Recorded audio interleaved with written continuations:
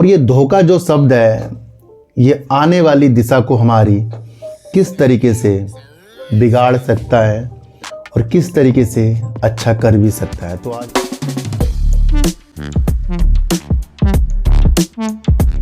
नमस्कार, आप देख रहे हैं डीप सर्च 6 और आज एक शब्द के बारे में बात करेंगे। वो शब्द है धोखा।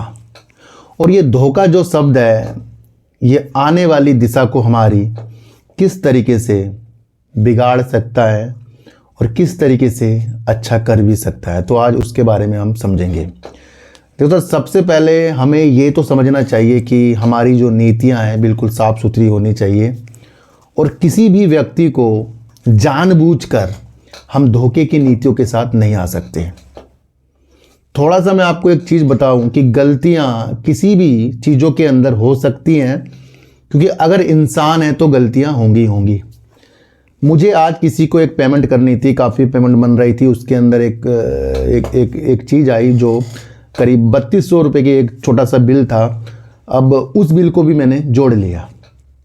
अब मेरे कॉलम के अंदर जो मैं वर्क करता हूँ उसके अंदर फिर मुझे वो पेमेंट करनी पड़ती और मैंने वो चीज़ें जोड़ ली अपने हिसाब में।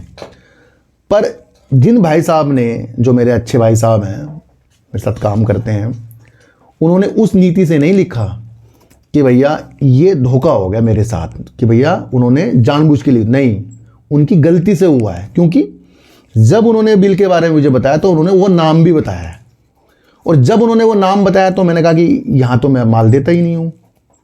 तो यहाँ से वो गलती पकड़ी गई। क्या होता है कि अच्छे इंसान को कभी भी धोखा नहीं हो सकता, अगर होगा तो वो पकड़ा जाएगा। और दोनों तरफ से जब हम दोनों सच्चे होते हैं तो वो पकड़ा ही जाता है। ठीक है, तो ये तो हो गया अनजाने का धोखा जो हमें पकड़ा गया। पर एक धोखा, ये सही रियल वर्ड बता रहा हूँ आज की मैं, और एक दूसरा धोखा होता है जहां हम अंदर से बेईमान होते हैं। हम अंदर से सोच रहे हैं कि इसका पैसा कैसे हड़प लें, हम अंदर से सोच रहे हैं कि इस इंसान को हम कैसे धोखा दें। जब हमारी प्रति अंदर की एक ऐसी भावना उत्पन्न हो जाती है जो एक निगेटिव है, तो उस निगेटिव व्यक्ति को अपने आने वाली दिशा बिल्कुल नहीं दिखती कि जो भी वो धोखा देने जा रहा है किसी को, किसी भी कारण से, उसे लगता ही नहीं कि वो आगे मेरे आएगा। वो दे देता है, उस वक्त वो मजे ले लेता है, पर समय बीतने के बाद भगवान क्या करता है, उस धोखे को कई गुना करके उसके पास लौटाता है। तो मेरा कहने का माध्यम ये है, अनजाने वाले धोखे तो वो तो आपको पता ही नहीं है, पर जानने वाले धोखे अगर हम दे रहे हैं वो तो आपको पता है। काफ़ी लोग कहते हैं कि हम पूजा पाठ कर लेंगे, ये कर लेंगे, वो कर लेंगे और उस धोखे को संवार देंगे। नामुमकिन है, नामुमकिन है ये चीज़ें। क्योंकि भगवान कभी भी, कोई सा धर्म कभी भी नहीं कहेगा कि आप किसी को चीट करो, किसी को धोखा दो। आप किसी भी प्रकार का धोखा हो सकता है, पति पत्नी में धोखा हो सकता है, दोस्तों में धोखा हो सकता है, व्यापार में धोखा हो सकता है, हर एक अलग अलग नीतियों के साथ धोखा हो सकता है, शेयर बाजार में धोखा हो सकता है। तो उस धोखे की नीतियों के द्वारा सोचो कि अगर हो गया तो भैया हमारा नुकसान आगे होना ही होना है। आज हम उस धोखे से कमा लेंगे पर आगे जाके वो धोखा कई गुना आपका लेके जाएगा। इसलिए जीवन में भी ध्यान रखना, ये जो धोखा होता है ना, ये भैया मौका नहीं होता है।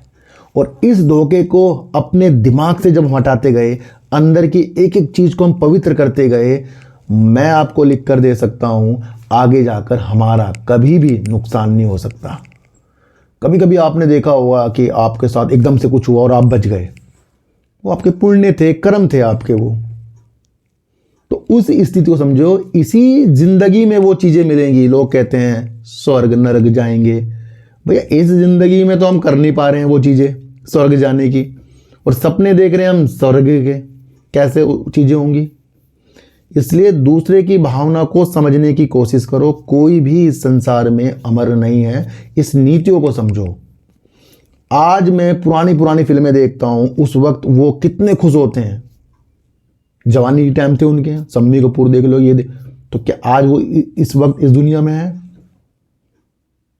तो हमारी जो उम्र है वो 100 साल के अंदर ही है, पर लोग धोखा देने टाइम सोचते हैं अमर रहेंगे वो। तो इसलिए सुख से अगर जीना है तो इस धोखे से हमें मुक्त होना ही पड़ेगा। और जब तक कि आप इस धोखे से मुक्त नहीं होने की दिशा में आगे निकलोगे, तब तक कि हमारे साथ कुछ भी अच्छा होने वाला नहीं है। तो फिर मिलेंगे आपसे नई वीडियो के साथ, जब तक के लिए नमस्कार।